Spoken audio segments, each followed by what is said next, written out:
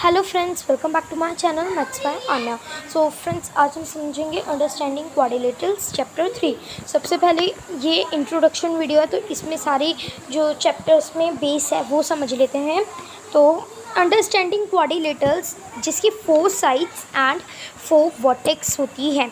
On the top एक shape है square की, तो उसकी 4 साइड्स होती हैं एंड 4 ही वर्टेक्स होती हैं, तो उसे कहते हैं क्वाड्रिलेटर। आपको ये सारी चीज़ों के बारे में मेरे डिस्क्रिप्शन लिंक में मिल जाएगा। ओके, एंड नाउ अब हम समझेंगे classification of polygons. So classification of polygons में हम समझते क्या है ना, number of sides of vertex और फिगर कैसी होती है इसके बारे में समझते हैं कि उनकी साइड्स कितनी होती है, वर्टेक्स कितना होता है। तो सबसे पहले ट्रायंगल। ऑन द टॉप आप देख पाओगे मैथ्स बाय आन्या के ऊपर लिखा होगा, स्क्रीन पे आप लोगों को दिख रहा होगा, मैंने मार्क करा है अभी भी। ट्रायंगल, इसकी 3 साइड्स एंड 3 वर्टेक्स होती है। ओके, आई रिपीट, ये सारी चीज़ें साइड्स एंड वर्टेक्स मेरे डिस्क्रिप्शन लिंक में मिल जाएगी आपको, तो कोई प्रॉब्लम नहीं है, आप उसमें भी सिर्फ चेक कर सकते हैं अगर आप किसी को लिखना है तो। क्वाड्रिलेटरल्स मैं आपको बता चुकी हूँ, स्क्वायर होता है मीन्स ये, जिसकी 4 साइड्स एंड 4 वर्टेक्स होती है। पेंटागन जिसकी 5 साइड्स होती है, तो मैंने यहाँ पे वो भी मार्क कर रखा है, ये देखो,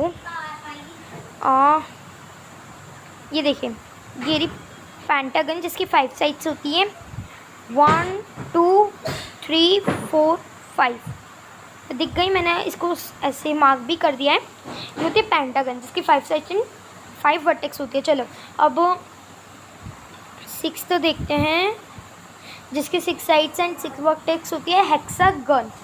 ओके, तो मैंने यहाँ पे हेक्सागन भी मार्क कर रखा है। सेम उसके नीचे ही देखो, ये रहा, जिसके 1 2 3 4 5 6 साइड्स है, 6 साइड्स एंड 6 वर्टेक्स होती है, उसे कहलाया जाता है हेक्सागन। नाउ हेप्टागन यहाँ पे आपको नहीं मिलने वाला, तो हेप्टागन मैं आपको बता दूँ कैसा होता है। हेप्टागन लाइक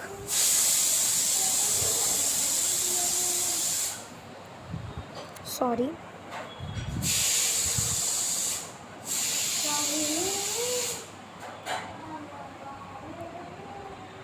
ओके, देखो 1 2 3 4 5 6 7 हो गई, ये 7 साइड्स, जिसकी 7 साइड्स एंड 7 वर्टेक्स होती हैं, वो होता है आपका हेप्टागन। नाउ ऑक्टागन देखते हैं। ऑक्टागन की भी आपको शेप स्क्रीन पे ही दिख जाएगी, और ये रही आपकी ऑक्टागन की शेप। देखो, इसकी 8 वर्टेक्स एंड 8 साइड्स होती है, जो कि मैं मार्क भी कर रही हूँ, सॉरी, 1 2 3 4 5 6 7 8। ओके, ये गलती से ये वाला मार्क ज़्यादा हो गया है, बट ये 8 है पूरी। तो अभी तक हमने इसमें अंडरस्टैंडिंग क्वाड्रिलेटर से पहले भी कितनी चीज़ें समझ रखी हैं, जिसकी सर्कल टू हमने आपका ऑक्टागन जिसकी 8 साइड्स होती है उधर तक समझ रखी है आपकी अर्लियर क्लासेस में।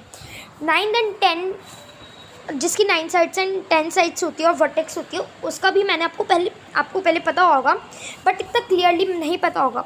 तो देखो, मैं आपको एक 10 साइड वाली पहले 9 साइड वाली बताती हूँ। नोनागन जिसकी 9 साइड्स एंड 9 वर्टेक्स होती है, उसकी शेप मैं आपको स्क्रीन पे दिखलाती हूँ। ओके, शेप थोड़ी क्लियर नहीं बन पाएगी, मैं आपको पहले ही बता रही हूँ।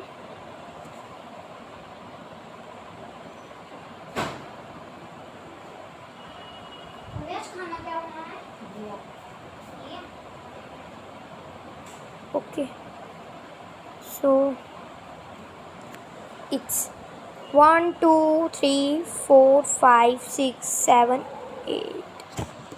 सॉरी, मैंने आप लोगों के साथ गलत शेयर कर दी, it was like it.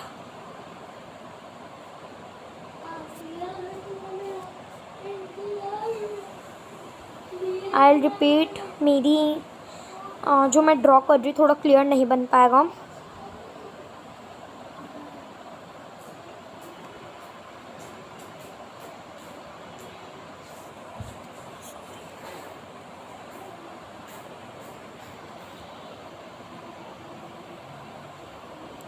1 2 3 4 5 6 7 8 and 9। तो इसकी हो गई 9 साइड्स। तो ये होता है नोनागॉन, जिसकी 9 साइड्स एंड 9 वर्टेक्स होती है। आई रिपीट, मेरे डिस्क्रिप्शन में आप सबको इसकी वर्टेक्स एंड साइड्स मिल जाएगी। नाउ डेकागन देखते हैं, जिसकी साइड आपको स्क्रीन पे ही मिल जाएगी, शेप उसकी। इसमें 10 साइड्स एंड 10 वर्टेक्स होती है। एंड सीधा स्टार को देखो, 1 2 3 4 5 6 7 8 9 10। तो हो गई ना इसकी 10 साइड्स एंड 10 वर्टेक्स। ये मैंने आपको एग्जांपल के तौर पे दिया है, बट शेप इसमें डिफरेंट मिल सकती है। तो ये थी आपकी क्लासिफिकेशंस ऑफ पॉलीगन। आपको समझ ही आ गया होगा किसकी 3 साइड्स होती है, किसकी 10 होती है एंड किसकी 4 5 6 7 8 9 होती है। ओके, नाउ सी स्क्रीन पे देखते हैं पॉलीगन्स। तो अब हम समझते हैं पॉलीगन्स क्या होता है। A simple close curve made up of only line segment, it is called a polygon. मैंने आपको देखो शो भी कर दिया इसकी डेफिनेशन, ये रही पूरी इसकी डेफिनेशन। ओके, नाउ पॉलीगन, इसका मतलब क्या होता है कि एक सिंपल क्लोज्ड कर्व की लाइन सेगमेंट, जिसमें लाइन सेगमेंट होती है, उसे पॉलीगन कहा जाता है इस शेप में। जैसे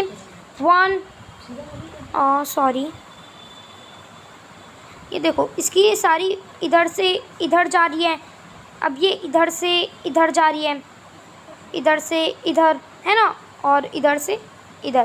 तो ये हो गया आपका पॉलीगन, जिसमें लाइन सेगमेंट्स जुड़ी हो। बट हाँ, अगर आपको कोई ऐसी एक शेप मिल जाती है, कैसी कह रही थी मैं, या ऐसे, अगर ऐसी शेप मिल जाती है, इसमें आप देखो तो कोई पर भी लाइन सेगमेंट नहीं बनी हुई प्रॉपरली, और ये ढंग से जॉइन भी नहीं है। लाइन सेगमेंट इस किनारे से इस किनारे जॉइन रहती है, यस, बट इसमें देखो तो इस किनारे से इस किनारे जॉइंट है, इस किनारे से इसका नहीं।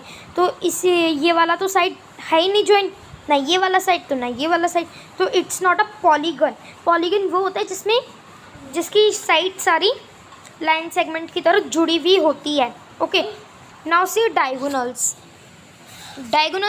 A diagonal is a line segment connecting two known consecutive vertex of polygon. देखो, अगर आप एक शेप है ऐसे ऑन द टॉप, आपको दिख रही होगी, इसमें आप आपने कभी मैजिक स्क्वायर पढ़ा होगा, तो आपको उसमें याद होगा कि आपने डायगोनल्स भी पढ़े होंगे। डायगोनल्स ऐसे कहते हैं, ये जो दो वर्टेक्स मिलती है, यानी ये वाली इससे और ये वाली इससे। ओके, देखो मैं आपको टॉप पे दिखलाती हूँ, ये वाली वर्टेक्स इससे मिलेगी एंड ये वाली इससे। सो ये होता है डायगोनल, जो क्रॉस में होता है। Okay, now parts of polygons देखते हैं, last paragraph. Parts of polygons, इसके 4 पार्ट्स होते हैं, कन्वेक्स एंड कॉनकेव पॉलीगन्स। तो सबसे पहले अब हम कॉनकेव एंड कन्वेक्स पॉलीगन पढ़ते हैं। आप अपने बुक में भी ओपन करके देख सकते हैं। एंड ओके,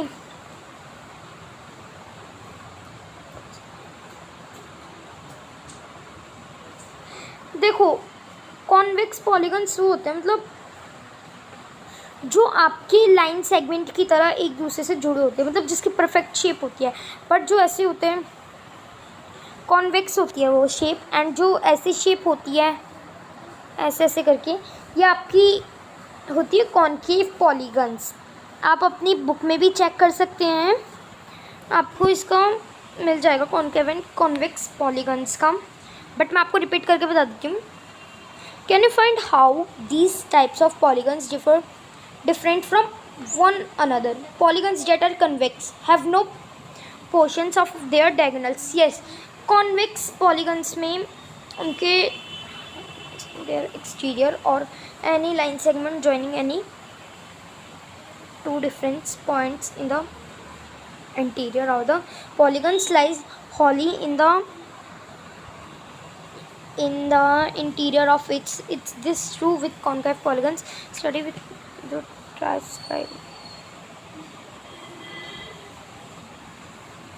देखो इसमें बस मेरे को ये, मैं आपको ये समझा दूँ, जो कॉन्वेक्स पॉलीगन्स होते हैं आपके, वो डायगोनल से ढंग से नहीं मिल पाते, क्योंकि उनकी जो शेप होती है वो बड़ी अजीब होती है, और कॉन्केव पॉलीगन्स भी अपने डायगोनल से नहीं मिल पाते।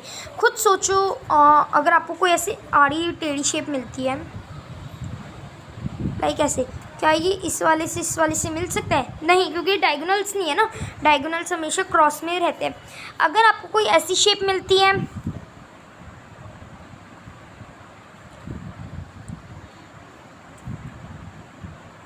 तो इसमें क्या ये बन सकता है? नहीं, क्योंकि अगर हमारे को कोई ऐसी शेप मिलेगी जब भी डायगोनल्स बन सकता है। तो ये तो आपका प्रूफ है कि चाहे कॉन्केव हो चाहे कन्वेक्स हो पॉलीगन, वो आपका डायगोनल नहीं होगा। रेगुलर एंड इरेगुलर देखते हैं polygons. Regular polygons is both equal, ठीक है। रेगुलर, जो आपके रेगुलर पॉलीगन्स होते हैं लाइक ऐसे या फिर ऐसे, तो इसकी हमेशा, सॉरी मैं आपको ऊपर वाले एग्जांपल में समझाती हूँ। देखो, स्क्वायर की हमेशा इक्वल साइड्स रहती है, यस, एंड इक्वली उसकी लेंथ वेंथ सब कुछ इक्वल रहता है। तो उसकी जो एंगल है इसके, ऐसा रेगुलर पॉलीगन्स वो होते हैं जिसकी एंगल एंड साइड्स हमेशा इक्वल रहें। ओके, अब आप ध्यान दो, जो रेक्टेंगुलर है उसकी ना ही कभी एंगल सेम होंगे एंड ना ही कभी साइड सेम होगी। तो it's irregular polygon, and regular polygon वो होते हैं जिनकी साइड्स एंड एंगल सेम होते हैं। ओके, तो आपको इतना समझ ही आ गया होगा। तो आपके इस वाले चैप्टर में और कोई टॉपिक्स नहीं थे जो मैं आपको क्लियर करूं। एंड आई रिपीट, अगर आपको किसी को भी कन्वेक्स पॉलीगन, कॉन्केव पॉलीगन्स ढंग से नहीं समझ आए, तो मैं अब जो चैप्टर 3 की सेकंड वीडियो अपलोड करूँगी आप उसमें भी ढंग से समझ सकते हैं। मैं फिर से रिपीट कर दूँगी, बट इसमें आपको इतना ही दे रखा है, बुक में देख लो चाहे आप, कि जो इसके डायगोनल्स होते हैं दोनों में नहीं बन पाते हैं। ओके, आई होप आप लोगों को वीडियो अच्छी लगी होगी एंड समझ भी आई होगी। Thank you.